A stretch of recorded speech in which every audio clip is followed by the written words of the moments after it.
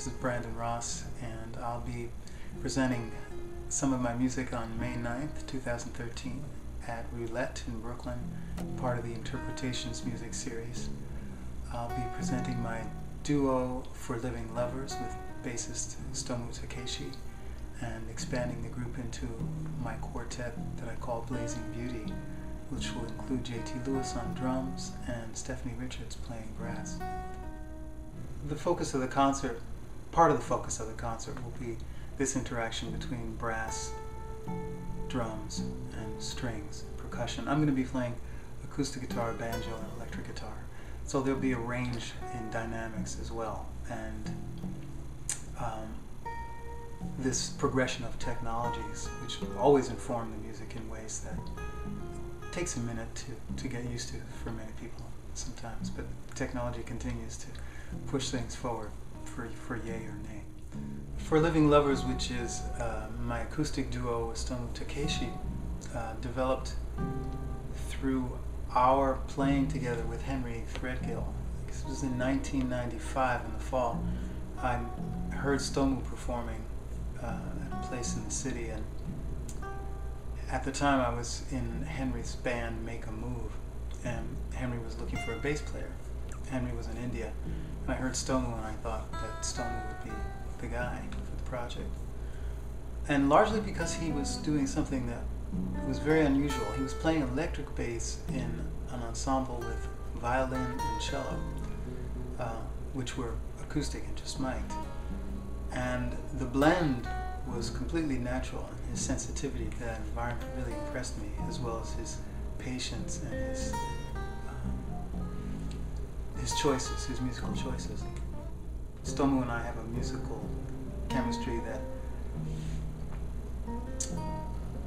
is remarkable. That's all I can say about it. And I say that because it's the feedback that we get from the environment, that it's like one large instrument when we're playing. We also share instruments designed by luthier Steve Klein, which have informed the way I've written for us. Sonically, the instruments interact and behave in a way that slows things down. So the expansion into a larger ensemble from the duo was actually part of a larger idea that developed when back in '95. Basically, I'd gone to India with Henry Threadgill, and Henry wanted to start a new band. When I got back to New York, Henry said, "Look, keep your eyes open, looking for a drummer and a bass player." So I came upon Stumo, and then J.T. Lewis, whom I'd met working with Kip Hammerhand, called me one day just to check in and say hi, and asked what I'd been doing. I told him I'd just gotten back from India and blah, blah, blah, blah. And I told him what I was doing. Next day he called me up and he said, "You know what, I need to be in that band with Henry. I need to be in that band. I had a dream about it." So I kind of thought it was a good idea. I wrote to Henry about it, and we set up a situation where we could hear everybody and audition. So basically what I realized is that Stumo and JT were really my choices for Henry's band. In the course of that time, JT and I started a project together called Harriet Tubman, which is an electric power trio. And Stumo and I started working together as a duo. And I secured my Japanese recording deal and called JT and Stumo together along with Ron Miles and Graham Haynes, a few other key people, to record the CDs I did for the Intoxicate label. Something I've been thinking about lately is the idea of natural music making. And for me, natural music making is gestural. It has a lot to do with just understanding sound and impulse and inclination. And I had a conversation back in January, a brief conversation with Wadada Leo Smith. I was talking to him about the idea of velocity and communicating velocity in a way that didn't involve a metric delineation for velocity. And I'd been thinking about that, and I just happened to ask him what he thought about that. And he shared an idea that was very interesting. It had to do with, rather than thinking about velocity in a metric context, but more the idea of concentration of activity. And that thought has really helped me think about what I want to do in this concert. Stumo and I have talked about our music making together as breathing, and because we don't, we don't particularly count things off. I remember seeing an interview, a conversation with Ornette Coleman, and they were remarking about Ornette's band and how they observed that he never seemed to count things off, but the band was always together. And wondered how he was doing that, and Ornette made a simple comment of insight.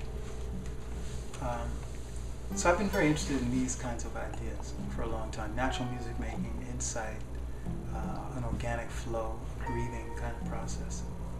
And all of that to me leads into the expression of who someone is as a music maker, as an instrumentalist, as an individual, and what their music is, and whether I have a place to orchestrate that in the context of what I'm doing.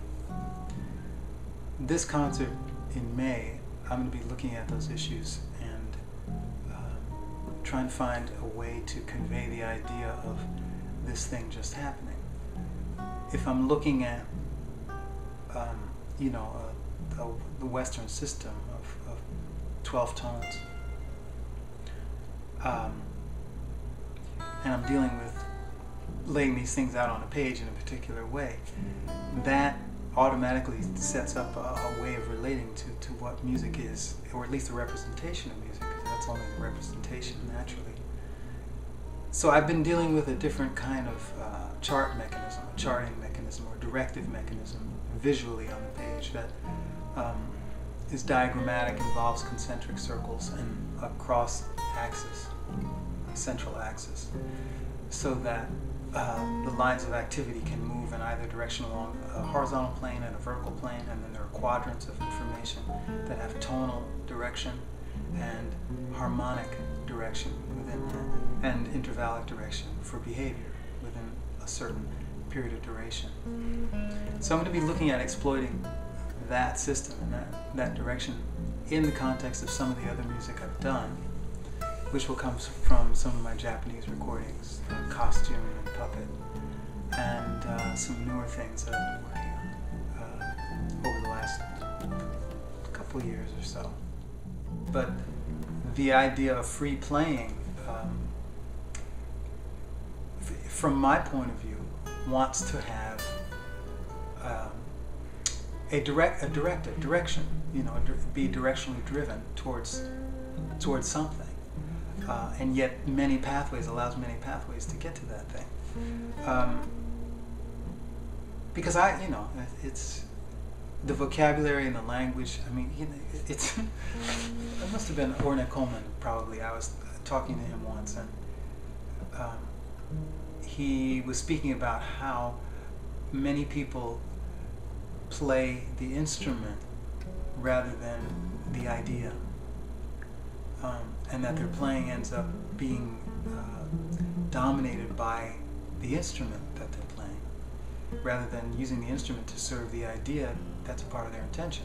Now that is, some people understand that immediately, some people think, well, what does that mean? But to learn to play an instrument, we're set up with, whatever pedagogy we're looking at, whatever system of development we're looking at, most of which involves repetition and a certain kind of organization.